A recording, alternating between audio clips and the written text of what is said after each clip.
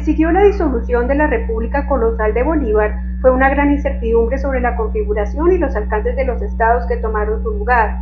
Por ejemplo, mientras se definían las correspondientes constituciones de Ecuador y la Nueva Granada, estuvo en duda la adscripción estatal no solo de la provincia de Pasto, sino de todo el gran departamento del Cauca. En Cali, por ejemplo, un cronista de la época narra que la Junta Electoral de 1848 contó con la presencia de barras del pueblo estratégicamente arregladas por las sociedades democráticas y las populares, con el fin de presionar a favor de la designación de electores de su preferencia en las elecciones presidenciales de ese año. En 1824, el Cometa y el Observador Caraqueño en Venezuela defendían la esclavitud y denunciaban la ley colombiana de manumisión por su ataque a la propiedad privada. Es significativo que los grupos detrás de estos periódicos fueron los famosos liberales venezolanos, que tuvieron tanto que ver con el proceso separatista pocos años después.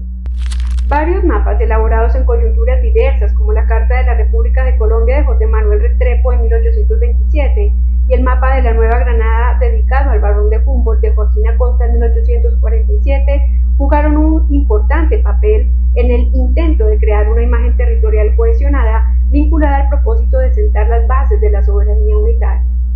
De inicio a fin, el periodo decimonónico colombiano fue escenario de profundas transformaciones.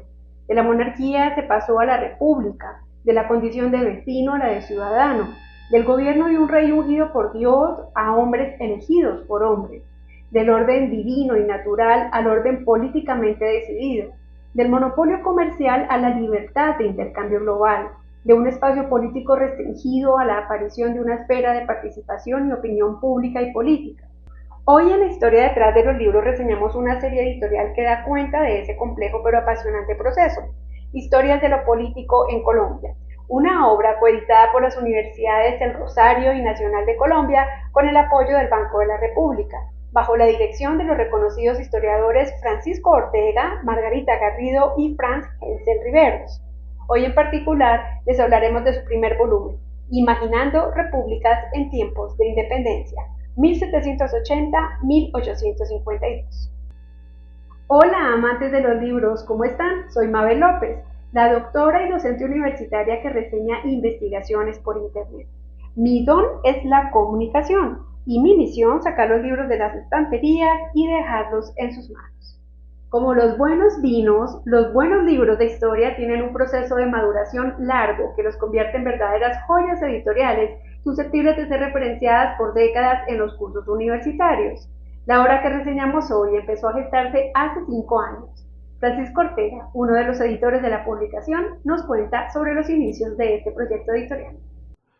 Lo que nos hemos propuesto realmente no es solamente hacer una narrativa, ofrecer una narrativa sobre la primera mitad del siglo XIX, el momento de la independencia, sino tratar de ofrecer un relato novedoso, si se quiere, sintético sobre todo, que recoja la nueva historiografía sobre los 200 años de historia, desde ese momento, finales del periodo colonial, primer momento de la República, hasta el presente. Entonces, esto nos suscita varios elementos, varias cuestiones, si se quiere. La primera es, ¿por qué ofrecer una historia de Colombia? ¿Por qué ofrecer hoy en día un esfuerzo enorme de trabajar conjuntamente, de manera polifónica, para ofrecer un relato de una historia de Colombia hoy en día, en este momento? ¿Qué es lo que está ocurriendo? El diagnóstico, la reflexión que hemos hecho, si se quiere, a lo largo de los últimos 5 años que hemos venido trabajando en este proyecto, y es quizás, recoge también una reflexión anterior, es que estamos en un momento en el cual las viejas formas, las antiguas formas de la historia, de las formas de la historia, empiezan a evidenciar una cierta desactualidad o inactualidad. Empieza a urgir un esfuerzo por renovar las formas de contar la historia de Colombia. Y lo ha hecho porque las formas que habían sido fijadas desde los años 80, 70 y 80 y principios de los 90, con los grandes esfuerzos de los maestros de la historia social, empiezan a ser rebasadas por las investigaciones concretas de las nuevas historia cultural, la historia de los, digamos, de las diversas, las enorme diversidad de historias, si se quiere, que han surgido. Por eso nosotros hablamos de historias políticas, no de historia, eh, que ya no caben dentro de esa cuadrícula que fue muy importante y ha sido fundamental para la construcción y consolidación de la historia, pero hoy en día están rebasadas. Era necesario repensarlo. Es necesario repensarlo además desde un lugar que no sea una sola voz, que no sea una sola perspectiva, que no sea una sola categoría de sujeto, donde la nación incluso no sea el sujeto único y privilegiado. Es por eso que nosotros, este proyecto editorial, este volumen en particular y todos los volúmenes subsiguientes están estructurados no a partir de las disciplinas que tradicionalmente han configurado los relatos de la historia económica, la historia social, la historia de la religión, sino de lo que nosotros consideramos son 7 tensiones que son constitutivas de la historia del país. Esas tensiones son las que, digamos, las que organizan el relato, las formas de la comunidad política. Es una, soberanía y reconocimiento es otra, las entre pueblo y muchedumbre es la tercera, la ciudadanía como campo de disputa es la cuarta, los regímenes emocionales y morales de lo político, la quinta, la sexta es los lenguajes políticos de la economía, la riqueza y el trabajo, y finalmente un séptimo eje que es saber, poder y territorio. Esos 7 ejes lo que nos permiten es mirar de manera muchísimo más transversal, ya no dentro de las disciplinas que habían organizado el relato, y privilegiar actores de acuerdo a diferentes escalas, tratando de encontrar un relato que nos permita hablar no de manera totalizante, pero sí de manera significativa de las tensiones más importantes en cada periodo. Los 7 ejes son recurrentes a lo largo de los 5 volúmenes. Esos 7 ejes básicamente lo que nos permiten identificar una tensión general que 2 o 3 autores por cada uno de esos ejes va a explorar de manera sistemática a lo largo de ese periodo.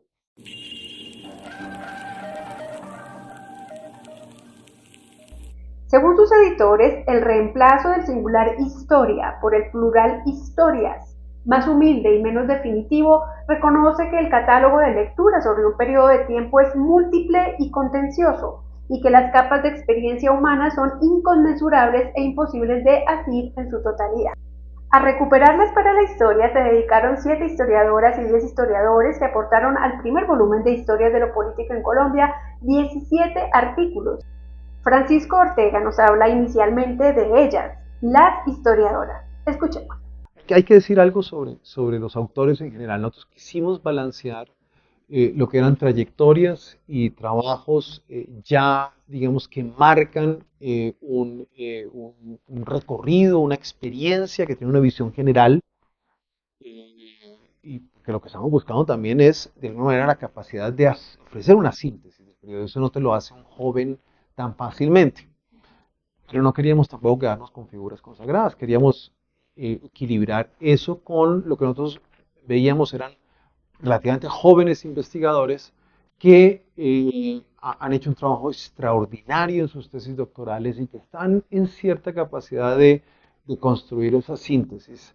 Y en ese sentido, tanto en el ámbito de las mujeres como de los hombres, tenemos una renovación también, yo creo que la disciplina maravillosa.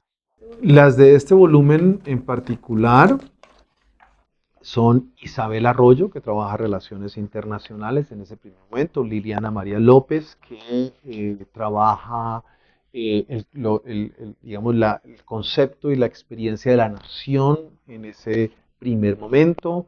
Tenemos a Marcela Echeverri, que trabaja abolición y esclavitud durante la primera mitad, Margarita Garrido Montoya, que en este caso, pues ella es una especialista en la cultura política neogranadina del periodo colonial tardío, y en este caso lo combina con una sensibilidad por la emotividad y la cultura política.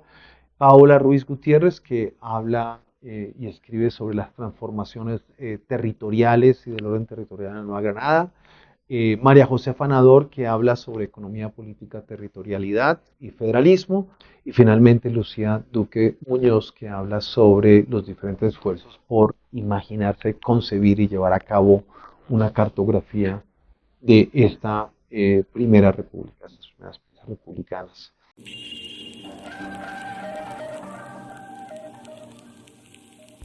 Sobre los 10 autores del libro y sus especialidades nos cuenta Francisco Ortega. Aquí tenemos investigadores, digamos, con tal reconocimiento, como por ejemplo George Lumney, Daniel Gutiérrez Ardila, Víctor Uribe, el mismo Clement Thibault, y quizás también, sí, bueno, y pues Franci y yo, pues de alguna manera estamos ahí posicionados ya de un tiempo atrás, con figuras relativamente nuevas, que sin embargo ofrecen muchísimo y que son como James Torres, el mismo José Joaquín Pinto, Rafael Acevedo, y yo diría también que Luis Ervin Prado está en ese grupo de investigadores que están ofreciendo una nueva perspectiva con un trabajo que todavía tiene muchísimo, muchísimo por ofrecer, afortunadamente. En ambos casos tenemos, insisto, una renovación historiográfica muy interesante.